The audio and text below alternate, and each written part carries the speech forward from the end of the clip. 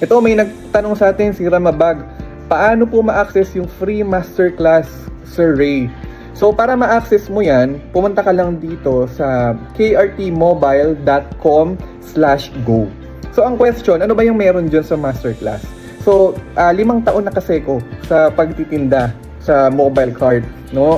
Dati akong OFW at CPA, pero ito na lang yung negosyo na ginagawa ko kasi ang laki ng kita nasusustain yung mga pangangailangan namin.